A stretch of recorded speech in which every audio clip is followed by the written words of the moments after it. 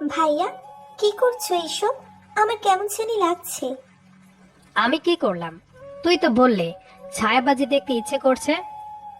কিন্তু ওখানে কি সব দেখা যাচ্ছে, দেখে আমার শরীরে কেমন জানি লাগছে। বন্ধ করো না প্লিজ। আরে আরেকটু দেখ না, তারপর আরো একটু ভালো লাগবে। না, আমি আর দেখতে চাই না, তুমি বন্ধ করো প্লিজ। আরে পাগলি, আগে দেখ না কি করি। আমি ছায়া দিয়ে একজন অন্যজনকে কিস করার দৃশ্য তুলে ধরলাম। মিথিলার দিকে তাকিয়ে দেখি তার ঠোঁট দুটো নিজের দাঁত দিয়ে কামড়ে ধরে আছে, আর হাতের মুঠো বানিয়ে শক্ত করে চেপে ধরে আছে। ভাইয়া বন্ধ করো প্লিজ, আমি আর পারছি না। সত্যি কেমন জানি লাগছে। কেমন লাগছে গো?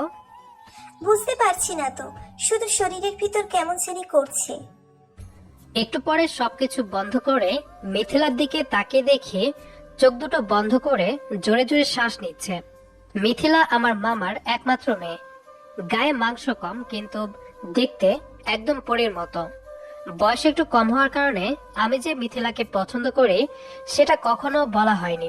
সব থেকে বড় ভয় ছিল যদি মামাকে সবকিছু বলে দেয়। মিথিলাকে বললাম, মিথিলা, এই মিথিলা, বলো। যেটা ওখানে দেখেছিস সেটা কি সামনে থেকে করবি?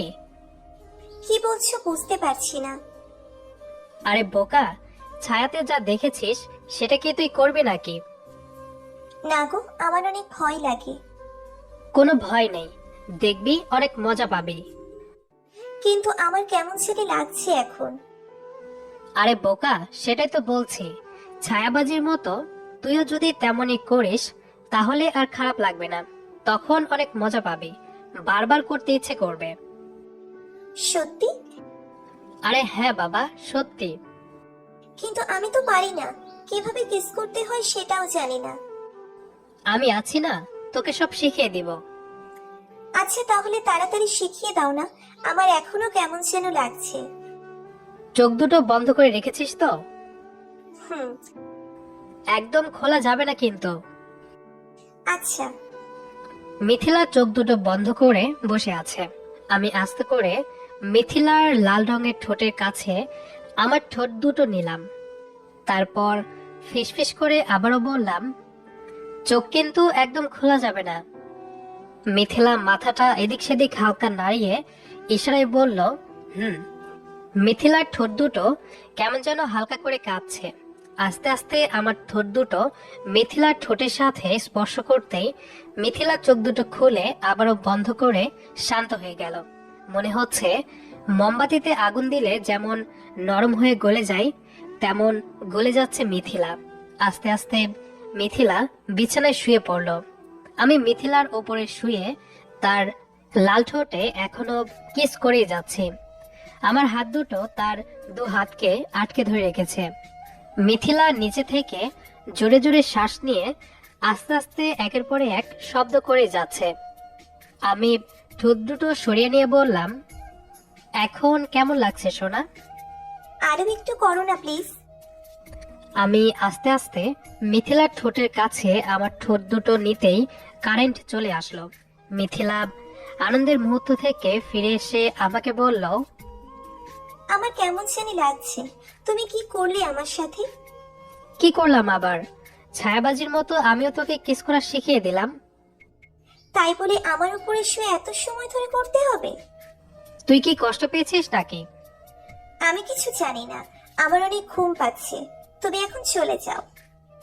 কি বলিস, এখন ঘুম পাচ্ছে? হুম। আমি চলে যাব নাকি এখানে ঘুমাবো? না, এখানে ঘুমালে আরো অনেক কিছু হতে পারে, তার থেকে তুমি চলে গেলেই ভালো হবে। সত্যি কি চলে যাব? হুম।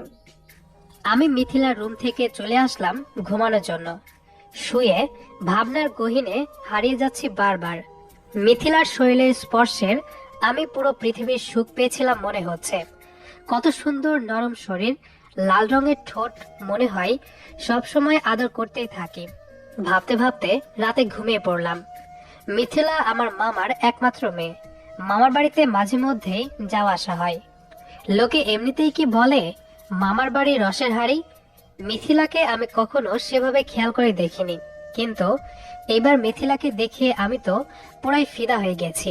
হঠাৎ একদিন মামা ফোন করে ডেকে পাঠালেন আমাকে। মিথিলার পরীক্ষা, তাই আমাকে কয়েকদিন এখানে থেকে মিথিলাকে পড়াশোনায় হেল্প করতে হবে।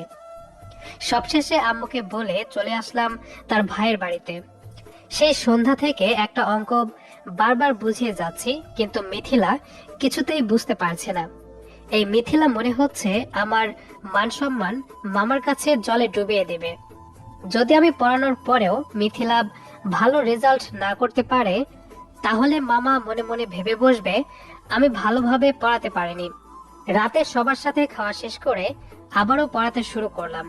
হঠাৎ কারেন্টটা চলে গিয়ে পুরো বাড়িটা অন্ধকার হয়ে গেল। Wow, load shedding. কারেন্ট চলে যাওয়ার কারণে দেখছি মনে অনেক আনন্দ লাগছে তোর। না, আমার তো অনেক খারাপ লাগছে। আল্লাহ তাড়াতাড়ি আলোর ব্যবস্থা করিয়ে দাও প্লিজ, আমার কালকে পরীক্ষা। বাবা, তোমার দেখি পরীক্ষা নিয়েও চিন্তা আছে। আমি তো সব সময় চিন্তা করি ভালো রেজাল্ট করার জন্য। এই জন্য প্রতি বছর পরীক্ষায় 2টা করে শূন্য পাচ্ছিস, তাই না?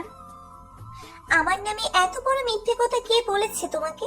আমি আজ পর্যন্ত কোনো দিনও পরীক্ষায় শূন্য পাইনি। অনেক হয়েছে, এবার যা লাইট নিয়ে আয়। আম্মু, আম্মু, কি হয়েছে? মোমবাতিগুলো কোথায় রেখেছো? একটু খুঁজে দেখতে পাচ্ছিস না? পাচ্ছি না তো। আমাকে ছাড়া একটা জিনিস খুঁজে পাবে না, একদম বাবার মতো হয়েছে। মামি কোথায় থেকে মোমবাতিগুলো বের করে দিয়ে চলে গেল আর বলল, আমি ঘুমাচ্ছি, পড়া শেষ হলে ঘুমিয়ে পড়বি কেমন? আর যেন ডাকাডাকি না হয়।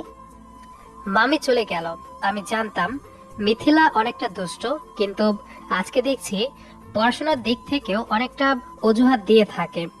মোমবাতি দেখে আমাকে বলল, ভাইয়া, তুমি যে ছায়াবাজি করতে শিখেছিলে সেটা কি ভুলে গেছো?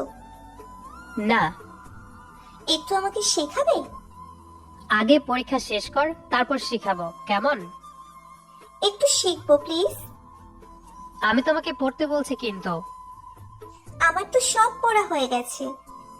তাহলে ঘুমিয়ে পড়ো, আমারও অনেক ঘুম পাচ্ছে। মিথিলা এত সহজে ছেড়ে দেওয়ার মানুষ না। আমি জানতাম সে যে জিনিসটা একবার বায়না ধরবে, যেভাবে হোক সেটা পূরণ করে ছাড়বে। আরো বেশ কয়েকবার রিকোয়েস্ট করার কারণে আমি মিথিলাকে শেখানোর জন্য ছায়াবাজি শুরু করলাম। তারপর কি হলো সেটা তো বলাই হয়ে গেছে আপনাদেরকে। সকালে আমার গায়ে হাত দিয়ে আস্তে আস্তে ধাক্কা দিচ্ছে আর ডাকছে, ভাইয়া, এই ভাইয়া। কি হয়েছে? এত রাতে ডাকছিস কেন? এখনো রাত আছে নাকি? সেই কখন সকাল হয়ে গেছে। আর একটু ঘুমাতে হবে, ডাকাটা কি করিস না তো। এই অঙ্কটা বুঝতে পারছি না, একটু বুঝিয়ে দাও। আর বেশি অলসতা না করে উঠে বসলাম। এখানে আসার মেন কারণ ছিল মিথিলাকে ভালোভাবে পড়াশোনা বোঝানোর জন্য। মিথিলাকে অঙ্কটা বুঝিয়ে দিয়ে আমি ব্রাশ করছি। মামি ডাকছে খাওয়ার জন্য। খাওয়া শেষ করে মিথিলাকে স্কুলে নিয়ে গেলাম। তারপর প্রতিদিনের মতো দুপুরে একটু ঘুমিয়ে নিলাম। বিকালে বাইরে থেকে একটু ঘুরে আসলাম। আজকেও রাতে মিথিলাকে পড়ানো বোঝানোর সময় আবারও কারেন্ট চলে গেল। মিথিলা মোমবাতি জ্বালিয়ে পড়ার বদলে আমার দিকে বারবার ভিন্ন দৃষ্টিতে দেখছে। কি হলো, তুই এভাবে বারবার আমার দিকে কি দেখছিস? ভাইয়া, তোমার ঠোঁট দুটো কালকে অনেক মিষ্টি ছিল। কালকের কথা কাল ছিল, আজকের কথা আজকে। পড়তে বসে এসব বাজে বাজে চিন্তা মাথায় আনলে পড়াশোনায় কখনো মন বসবে না। আজকে তোমার ঠোঁট দুটো আবার একটু টেস্ট করতে চাই। বেশি হয়ে যাচ্ছে কিন্তু মিথিলা। একবারই তো প্লিজ। মিথিলা আমার সামনে বারবার এসব বলার কারণে আর না করতে পারলাম না। এদিকে আমারও যে তার ঠোঁটের নেশা কালকে রাতে ঘুম কেড়ে নিয়েছিল। অবশেষে রাজি হয়ে গেলাম, কিন্তু সেটা পড়া শেষ করে সবাই যখন ঘুমিয়ে পড়বে তখন। মিথিলা খুশি মনে পড়া শেষ করছে। নাও, এখন তাহলে শুরু করি। আমি কি বলেছিলাম সবাই ঘুমানোর পরে দেব? আমার তো এখনই ইচ্ছে করছে। একদম পাগলামি করলে হবে না। এটা কি সবার সামনে দেওয়া যাবে নাকি? যদি কেউ আসে তখন কি হবে? আমার তো এখন ইচ্ছে করছে। কিছুই হবে না, তুমি শুধু শুধু ভয় পাচ্ছ কেন? আমি যে কেন ভয় পাচ্ছি সেটা তোর বুঝতে হবে না। রাতে খাওয়া শেষ করে যখন সবাই ঘুমিয়ে পড়বে তখন দিব, ওকে? হুম। কথাটা বলা শেষ না হতেই মামি ডাকতে শুরু করলো রাতের খাবারের জন্য। আমি গিয়ে খেতে বসলাম। একটু পরে মিথিলা এসে আমার সামনে বসলো। মুখে ভাত তুলবো, ঠিক সেই সময় কিছু একটা পায়ে আঁচড় দিল মনে হচ্ছে। তাকে দেখলাম মামিদের বাড়িতে পোষা বিড়ালটা পাশে দাঁড়িয়ে মেয়াও মেয়াও করছে। তাহলে আমার পায়ে যে বিড়াল আঁচড় করেছে সেটা কি মিথিলা? আমি মিথিলার মুখের দিকে তাকাতেই আমাকে ছোট করে একটা চোখ মারলো। এদিকে মিথিলার কাণ্ড কারখানা দেখে আমার তো পুরো রাগ উঠে যাচ্ছে। যদি মামি একবারও বুঝতে পারে তার মেয়ে আমার সাথে এসব করেছে আর আমি তাতে সহযোগিতা করেছি, তাহলে মান সম্মান একদম ধুলোয় মিলিয়ে যাবে। কোনোভাবে খাওয়াটা শেষ করে আমি উঠে চলে আসলাম। মিথিলার রুমে না গিয়ে আমার রুমে শুয়ে পড়লাম। সামান্য ঘুমের ভাব হয়েছে এমন সময় কে যেন দরজা ঠকঠক শব্দ করতে শুরু করলো। উঠে দরজাটা খুলে দিতেই মিথিলা তাড়াতাড়ি রুমে এসে ভিতর থেকে দরজাটা লাগিয়ে দিল। তুই এত রাতে এখানে এসেছিস কেন? তুমি আমাকে কি বলেছিলে মনে নেই নাকি? আমার খুব ভালো করে মনে আছে মিথিলা এখানে কেন এসেছে। তবুও আমি একটু না জানার মিথ্যে ভান করে বললাম, কি মনে থাকবে? সত্যি মনে নেই? এখন ওইসব করার সময় নেই, রাত অনেক হয়েছে, আমার খুব ঘুম পাচ্ছে। আচ্ছা, তোমার কষ্ট করে কিছু মনে করতে হবে না। মিথিলা কথাটা বলতে বলতে সোজা আমার কাছে এসে কোমরে হাত দিয়ে টান দিয়ে তার শরীরের সাথে আমার শরীরটা লাগিয়ে দিল। মিথিলা, কি করছিস এসব? যদি কেউ আসে তাহলে কি হবে? এত রাতে কেউ আসবে না। যদি মামা মামি তোর রুমে তোকে দেখতে না পায় তাহলে কি খুঁজবে না? আমি বাইরে থেকে নক করে রেখেছি, মনে করবে দরজা লাগিয়ে দিয়ে ঘুমিয়ে পড়েছি। মিথিলার বয়স দেখে মনে হয় না তার মাথায় এত বুদ্ধি, কিন্তু হঠাৎ করে তার এত কিস করার নেশা উঠলো কেন বুঝতে পারছি না। রাতের অন্ধকারে নিজের রুমে লক করে আমার রুমে এসেছে কিস করার জন্য। আমি আর দেরি না করে মিথিলাকে একটা কিস করলাম। হয়েছে, তুই এবার চলে যা। আরে এইটুকুতে হয় নাকি? শুধু একবার ঠোঁটের সাথে লাগিয়ে তাৎক্ষণিকভাবে সরিয়ে নিলে। আমি তো কিছু বুঝতেই পারলাম না। তাহলে কি এখন সারা রাত ধরে কিস করতে হবে নাকি? আমিও সেটাই ভাবছিলাম, আজকে রাতটা না হয় এখানেই থেকে যাই। আরে পাগল হয়েছিস নাকি?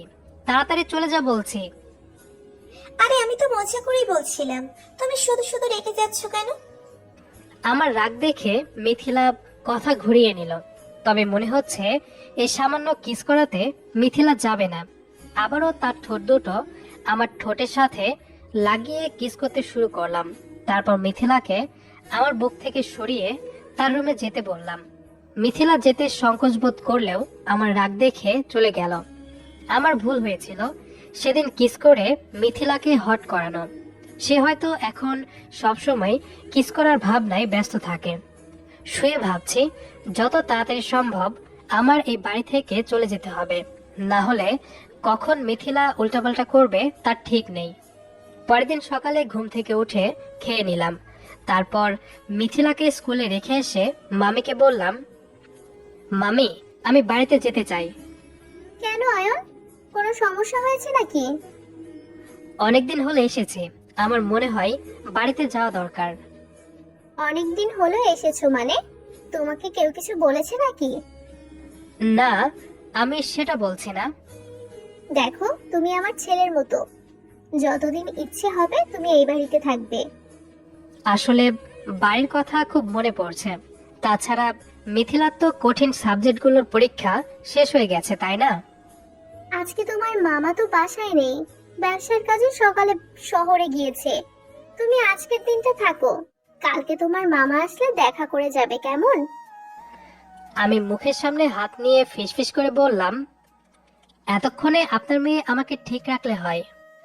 কিছু বললে কি? না, তাহলে কালকেই যাব।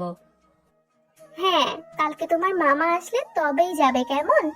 এখন খেতে আসো, আমি ভাত দিচ্ছি। খাওয়া শেষ করে আমি স্কুলে গেলাম মিথিলাকে আনার জন্য। বিকালে মিথিলাকে একটু পড়াশোনায় হেল্প করে আমি ঘুমিয়ে পড়লাম। পরের দিন দুপুরের দিকে মামার সাথে দেখা হলো। সবার থেকে বিদায় নিয়ে বাসার দিকে রওনা দিলাম। মিথিলা পরীক্ষা দেওয়ার জন্য সেই সময় স্কুলে ছিল, তাই আর মিথিলার সাথে দেখা হলো না। কিছুক্ষণের ভিতরে বাড়িতে পৌঁছে যাব, ঠিক সেই সময় মিথিলার ফোন আসলো। অয়ন ভাইয়া, কোথায় তুমি? গাড়িতে বসে আছি। তুমি বাড়িতে যাচ্ছ, তাহলে আমার সাথে দেখা করলে না কেন? তুই তো স্কুলে ছিলি। তাই বলে তুমি দেখা না করে চলে যাবে? আচ্ছা বাবা, মন খারাপ করিস না, আমি কিছুদিন পরে তো আবার যাব, তাই না? আমার এর 2টা মাত্র পরীক্ষা আছে। ভেবেছিলাম পরীক্ষা শেষ হলে তোমাকে নিয়ে একটু ঘুরবো, আর তুমি এভাবে চলে গেলে। বললাম তো কয়েকদিন পরে যাব, তখন আমাকে নিয়ে তোর পুরো গ্রাম ঘুরে বেড়াবি, কেমন? মিথিলা অনেকটা মন খারাপ করেছে। হয়তো এখন আমার প্রতি তার একটা ভালো লাগা কাজ করে। আমারও মিথিলার সাথে দেখা না করে আসা উচিত হয়নি। অনেক বোঝানোর পরেও মিথিলা মন খারাপ করে ফোনটা কেটে দিল। আমি গাড়ি থেকে নেমে বাড়িতে চলে আসলাম। ঘরে প্রবেশ করতেই মায়ের হাতে রান্নার ঘ্রাণ নাকে আসলো। অনেকদিন হলো মায়ের হাতে রান্না খাওয়া হয় না। ফ্রেশ হয়েই আগে একটু খেয়ে নিলাম। রাতে ঘুমানোর আগে ফোনটা হাতে নিয়ে দেখি মিথিলা আমাকে মেসেজ করেছে। অনেক মিস করছি তোমাকে। তুমি জানো আমি তোমাকে ভালোবাসি, তবুও এভাবে না বলে চলে গেলে খুব কষ্ট হচ্ছে জানো।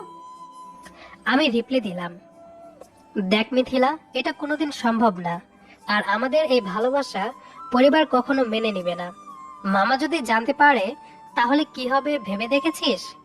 যা হয়েছে তার জন্য আমি দুঃখিত। তুই প্লিজ সবকিছু ভুলে যা। কে মানলো আর কে মানলো না তাতে আমার কিচ্ছু আসে যায় না। আমি তোমাকে ভালোবাসি, মানে তোমাকেই লাগবে। আমি আরো বেশ কয়েকটা মেসেজ দিলাম, কিন্তু কোনো রিপ্লাই আসলো না। হয়তো মিথিলা আরো একটু অভিমান করেছে। পরের দিন বিকালে বন্ধুদের সাথে আড্ডা দিচ্ছি, এমন সময় মা ফোন করলো। কোথায় তুই? এই তো একটু আড্ডা দিচ্ছি। 5 মিনিটের মধ্যে বাসায় আসবি। কেন, কি হয়েছে? আসলেই বুঝতে পারবি কি হয়েছে। আমি আর কোনো কারণ জানতে চাইলাম না। মা এমন করে আগে কখনো ডাকেনি আমায়। বাসায় এসে আমার চোখ কপালে উঠে গেল, বুক থরথর করে কাঁপতে শুরু করছে। মিথিলা বসে টিভি দেখছে, আর মামা মামি আব্বা আম্মুর সাথে বসে আছে। কি রে, এত সময় লাগলো আসতে? একটু দূরে ছিলাম। সারাদিন না খেয়ে আড্ডা দিলে কি শরীর ঠিক থাকবে বাবা? মিথিলা অনেকক্ষণ হলো তোর জন্য অপেক্ষা করছে। আমি মিথিলার কাছে গিয়ে আস্তে আস্তে বললাম, সবাইকে বলে দিয়েছিস নাকি? কি বলবো? কিছুই বলিসনি? শুধু বলেছি আমি অয়নকে ছাড়া বাঁচবো না, অয়নকেই বিয়ে করতে চাই। কি? আর ফিসফিস করে বলতে হবে না, তোদের দুজনের বিয়ে ঠিক করেছি। কিন্তু মা, আমি তো কিছুই করিনি। মিথিলা সব বলেছে তোদের ব্যাপারে, সামনের মাসে বিয়ে হবে তোদের। অবশেষে বিয়েটা হয়ে গেল। বাসা ঘরে এসে মিথিলাকে বললাম, ছি, তুই সবাইকে কেমন করে বলেছিস এসব? একটু লজ্জা করলো না? ভালোবাসার কথা বলতে লজ্জা কিসের? আর কিস করার ব্যাপারটা? আমি ওইসব বলতে যাবো কেন? সত্যি কিছু বলিসনি? না, সত্যি? সত্যি আমি এসব কিছু বলিনি। ওরে আমার সোনা পাখিটারে। মিথিলাকে কাছে নিয়ে আদর করতে শুরু করলাম। আদরে মোমবাতির মতো গলতে শুরু করলো মিথিলা। এদিকে আমি যে মিথিলাকে পছন্দ করতাম সেটা না বলায় থেকে গেল। পুরো গল্পটা শোনার জন্য ধন্যবাদ। আমাদের আজকের গল্পটি আপনার কাছে কেমন লেগেছে সেটি অবশ্যই কমেন্ট করে জানাবেন। দেখা হবে আবারও নতুন কোনো গল্প নিয়ে। সে পর্যন্ত আমাদের সাথেই থাকবেন।